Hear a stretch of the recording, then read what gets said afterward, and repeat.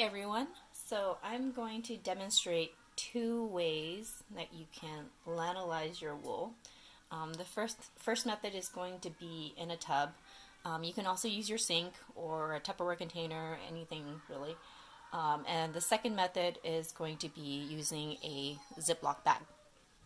So first off, super duper important, before you start, make sure that your wool is clean. I cannot stress this enough.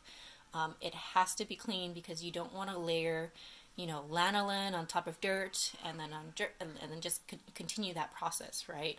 So make sure that you're using a really good detergent. I highly recommend Unicorn Beyond Clean. I've been able to combo that with like stain sticks like Fells Napta or Bunch of Farmers, and using like a really long soak, I've been able to get out everything that has touched my wool.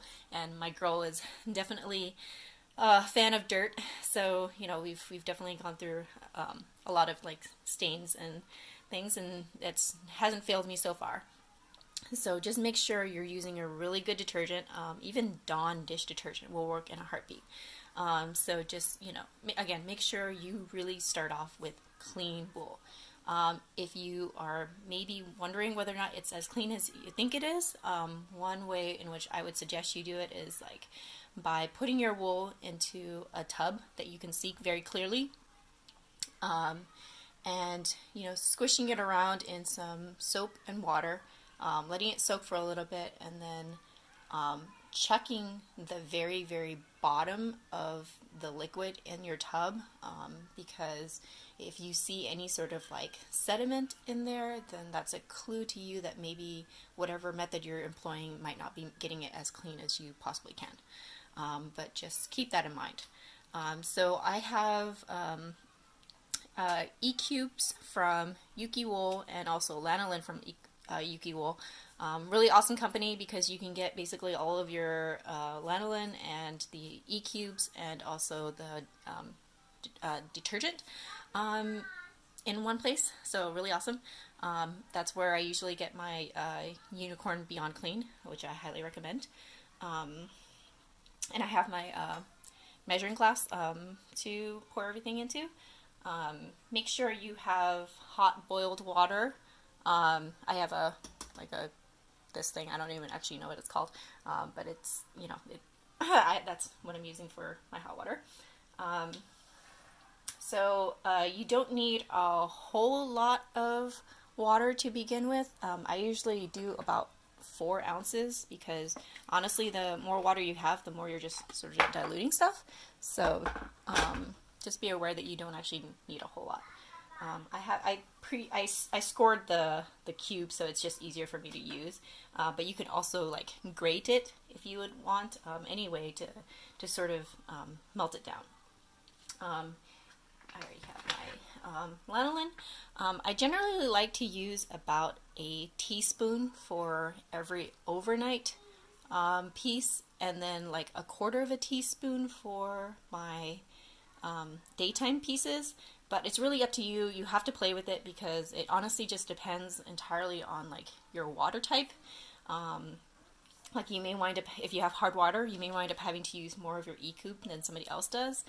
So just experiment. And then in terms of like how much lanolin to use, that's also really up to you. I like it super sticky because I have a really heavy wetter. But if your kid is potty trained, for example, and you're still using wool, then you may want to like not use a whole lot at all.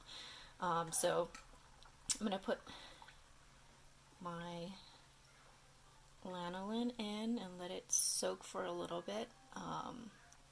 This is what you want to melt down.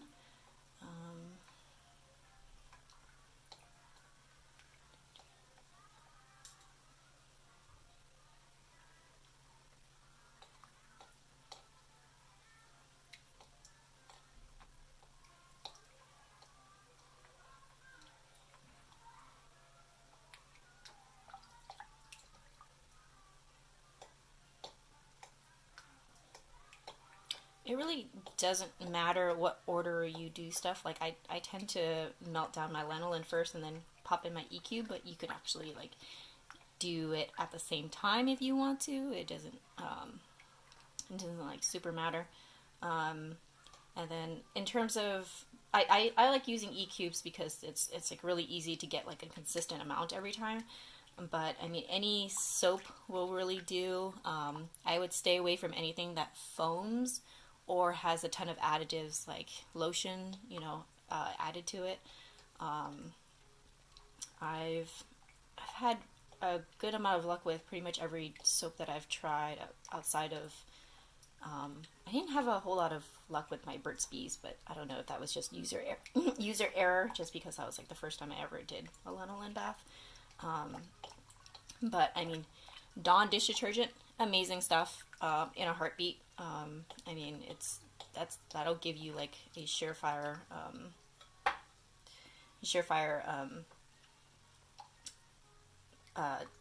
milk bath. And just be aware that sometimes also, depending on the soap that you use, you may not actually get like a full-on like milky bath that you see in like some of the pictures. It really, really depends on the soap that you use. I've definitely used a couple of soaps where like it was still kind of like clear, but the one thing that you just don't want to see is, and this is one of the reasons why I melted the lanolin first for you to see, is like the lanolin, as you can see, it's kind of, there's this yellow substance.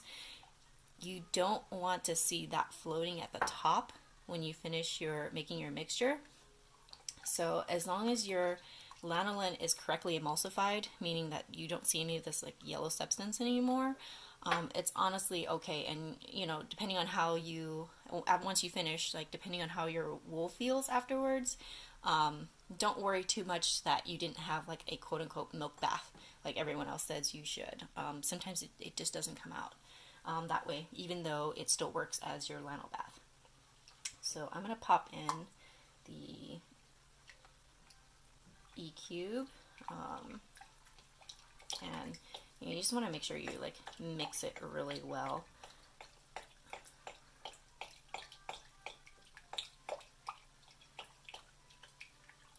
And I'm getting a really good milk bath, which is like awesome. But again, just be aware that you may not quite see this much milk, depending on the soap that you use.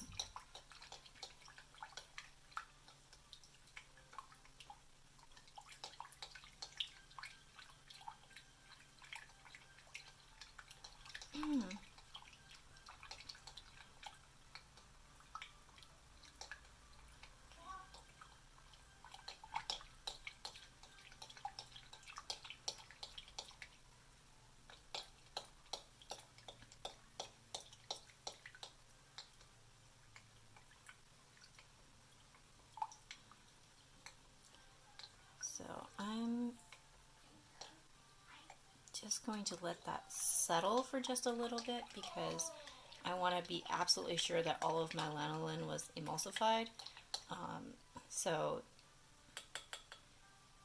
it looks really good right now, but you never know, like if you may wind up with a little bit of like yellow on top at the end. Some people don't care about that and they'll still use it anyway. I like to be sure that everything is actually mixed in because I pour my lanolin milk down the sink afterwards, and I just don't want that to clump up down the line. And the only way you can be sure of that is if everything is fully emulsified.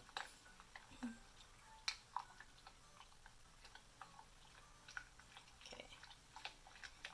So, and if you see clumps appearing, I would add either more hot water or more of whatever soap that you're using, because that just means that you're not getting everything emulsified, or you may have your lanolin bath maybe not be as hot as it should be. That'll also give you kind of like curling or like pieces of clumpy like clumps.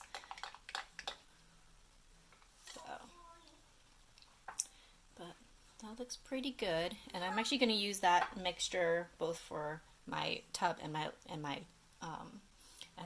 bag. So put this aside.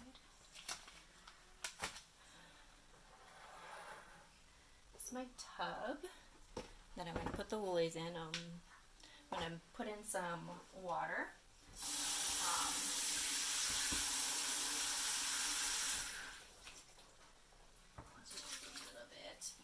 And add some of the hot water that I was using before to warm up the water. So you want to be really sure that you have a hot mixture or I guess maybe I should rephrase that. You want to make sure that there isn't too much of a temperature difference between your wool and your lanolin mixture. Because otherwise that'll force the lanolin to kind of like separate out, or kind of give it like a temperature shock. I've noticed that with like HumBird, I can make my water super hot and it's totally fine, because it's just like so sturdy. It's amazing. But I would not recommend getting like hot water if you have like knits, for example. You would want that to be closer to like lukewarm. But yeah, so just be aware of that. And so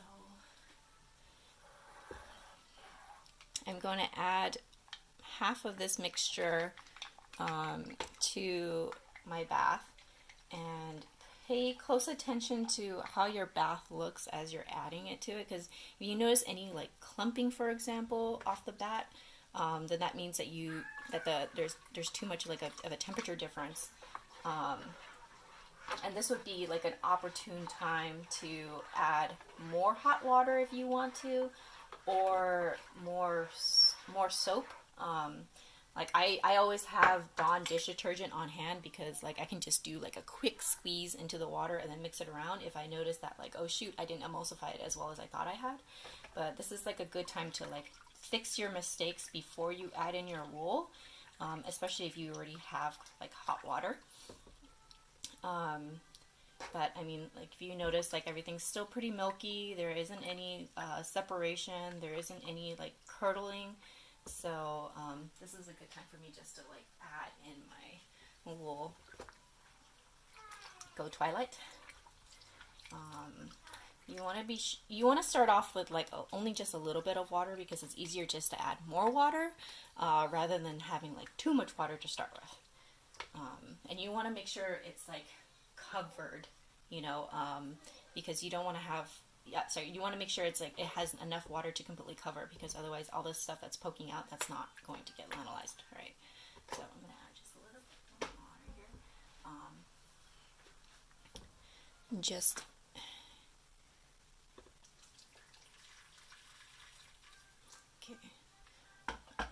Just don't add cold water, obviously, because that'll give you some more separation.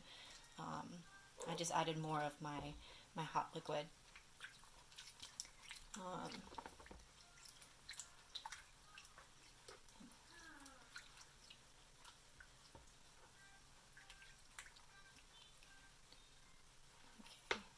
And you mainly want to get like your wet zone, right? I don't care too much about like the waistband so much, but you definitely want like your wet zone to be completely submerged, because that's really what you want to get lanolized. And then you can just let it sit for a little bit while. Every once in a while I'll come through and kind of just like squeeze a little bit and then put it back down, to make sure it really gets worked. And obviously, like make sure the water is at a temperature you can actually handle with your bare hands, because you don't want to burn yourself. But this is like really as much water as I like. You can definitely add more.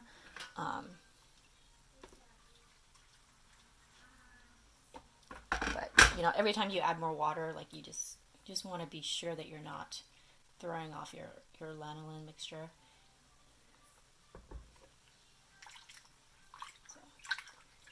If you want to, you can also put something on top to make sure that it holds down. Sometimes I use like my measuring cup, like I'll just flip it on top and just use it to like hold it down.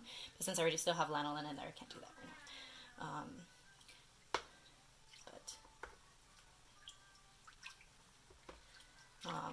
now. you can definitely add more water than I have here, but I know that this is like enough for like my purposes, so I'm gonna leave it as is. So second method is using a bag. I highly recommend you get like the freezer type Ziploc bags. I'm using a gallon right now because those are the ones that are actually hold up pretty well and actually can be reused as well. So definitely try to make sure you have like a freezer gallon Ziploc. I'm gonna add like a little bit of water first to begin with.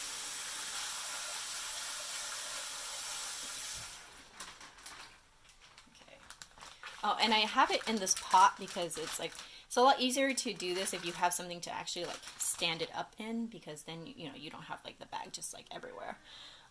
So I'm gonna add in some hot water to mix here.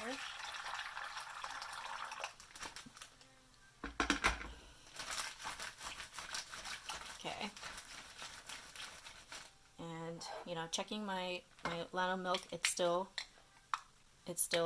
milky, like there's no yellow substance floating up top.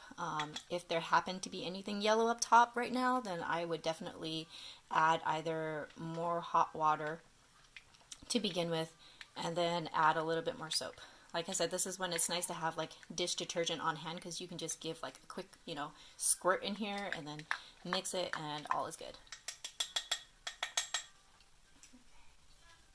So I'm going to pour my mixture in here. I'll take it out of the pot so you can see a little bit better. But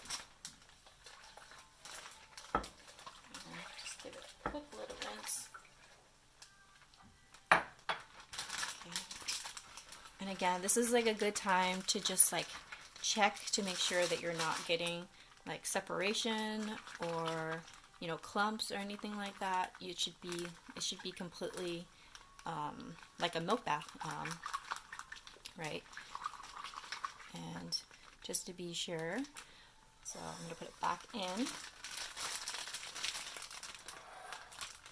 And my woolly.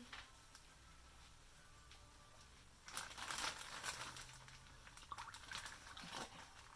And looks like I already have enough liquid, I think, in this one for coverage. But if not, like this would be a good time for me just to add like a little bit more water to top it off if you need to.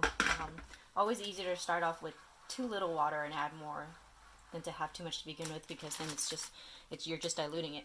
And this is when it's, like I said, it's a lot easier to squeeze out all the air if you have something to stand it inside of. And again, you want full coverage, right? You want to make sure that like every single part is covered, especially like the wet zone. Like I said, that's the most important part. And you can, to your preference, you can add like a little bit more water if you want to. But essentially at this point you just want to make sure you don't have like too much air. And then you can just let that sit, and occasionally I like to come by and just like give it like a little bit squeeze, just like I do in the tub, but it's a little bit different here. And you can let that sit for at least half an hour. I sometimes forget stuff, and so I will let it sit for much longer than an hour sometimes, and that's okay. And I've even done like overnight because I've forgotten things in the morning. But in any case, I hope this was really helpful. Thank you very much for watching.